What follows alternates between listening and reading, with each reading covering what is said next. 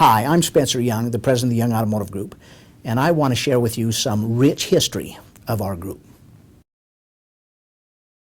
The Young Automotive Group started in 1924 in Morgan, Utah, with Selden John Olson as the founder, which is my grandfather.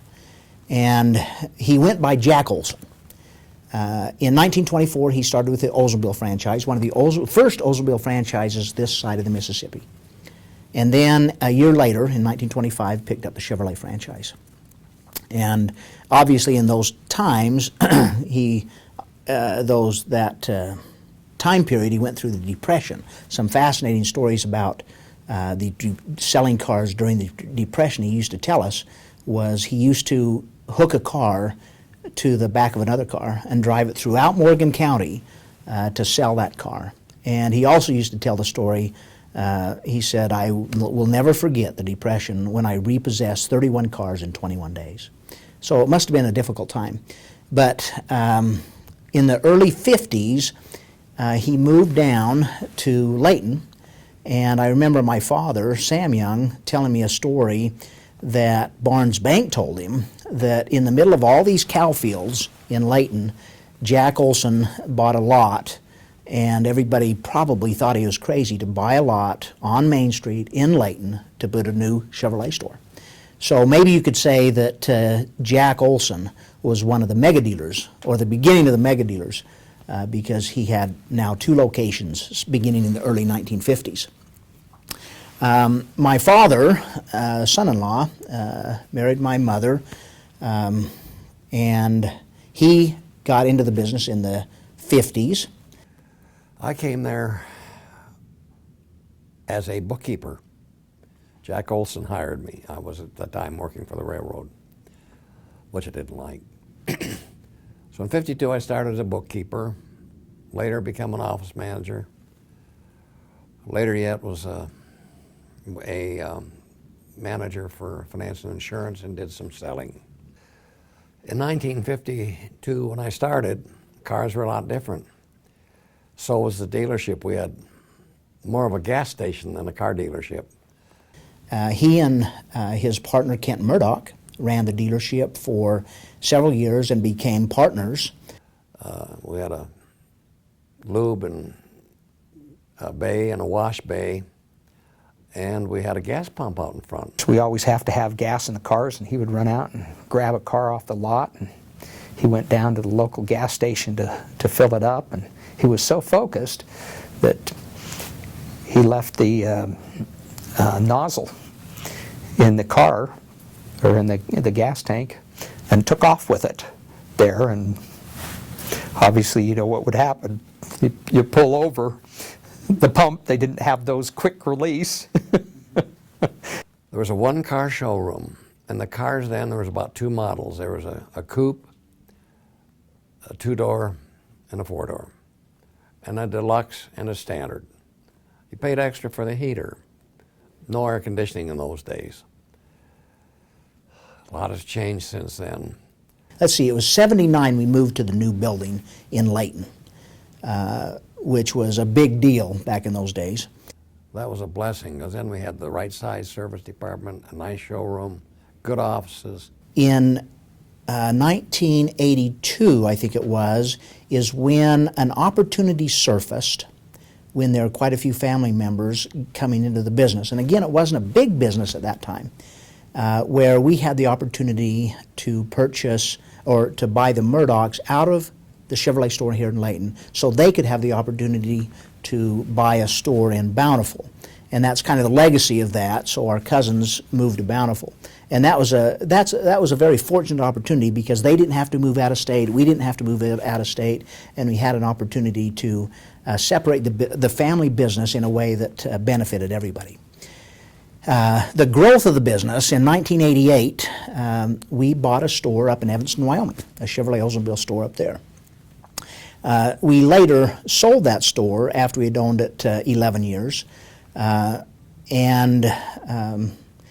1987, we changed the name from Olson to Young because Lamar Olson, the last Olson named person passed away, and we felt like it was a good business decision to change the name to Young at that time. And then in 1988, we had the opportunity to buy Clarence Knight across the street, a Pontiac Cadillac GMC store, which is currently our Buick GMC store. And then in 1995, we purchased Bonanza Motors up in Burley, Idaho. In all that time, we purchased Avis, and that was kind of an interesting story because in the early 80s, Hertz formed in Ogden, and all the dealers in Ogden were upset about Hertz doing so well by going to GM auctions and buying GM cars, and everybody was kind of protesting and fighting about that. And after a couple years that nobody could make any inroads, we figured out that, instead of fighting it, we're going to join it. So we purchased the Avis franchise and have since moved it to downtown Ogden. In 1995 as well, the same year we bought Bonanza, we opened up Rocky Mountain Raceways. In 1997 was when Rocky Mountain Raceways was opened by the Young Automotive Group. The facility opened in 1968 and operated as the old Bonneville Raceway before Spencer and the gang bought it and remodeled the whole facility to give us one of the best racing venues in the western United States that we get to go play at every day. That has been in operation for 16 years, about the same many years as Bonanza, and so that was another growth mode outside of the dealership realm.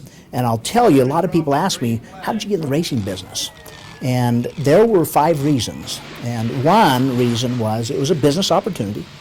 And 2, the racetrack was, in Utah, racing has a rich history. Bonneville Salt Flats, Bonneville Racetrack, and a lot of people my age remember going to the Bonneville Racetrack when they were in high school or before. And we thought it would be an opportunity to build on the history of racing. A third reason was we wanted to expand our circle of influence because we were mostly located in northern Utah, and it was very hard to penetrate the Salt Lake market, the West Valley market, the South market. And so we felt if we were ever going to expand our circle of influence, we thought, this racetrack might help us do that, get to know people down in Salt Lake, West Valley. And so that's another reason why we got into the race business. Another reason was we felt like it would give us some technical expertise, maybe even some technicians would come through that. And then just for fun. It was a fun opportunity. In 2011, our latest acquisition was our Subaru store that we just purchased about 6 months ago. So I tell you that whole history to share with you that there's a lot of depth and a lot of richness to our family business. And then it's grown to, how many people do we have? Over 300 people from the just maybe 15 or 18 we had across the street. Amazing. There's a lot of years that have been great with so many employees, and so many employees that have passed away, passed on, but there's a lot of history at Young Automotive Group that is near and dear to my heart, and hopefully it is to most of the people here. Now that I've gone through some of the history and some of the successes and the growth that we've had over the years, some people ask me, what makes your company successful? Why is Young Automotive Group successful? Why is it growing? And my first response is always because of the people.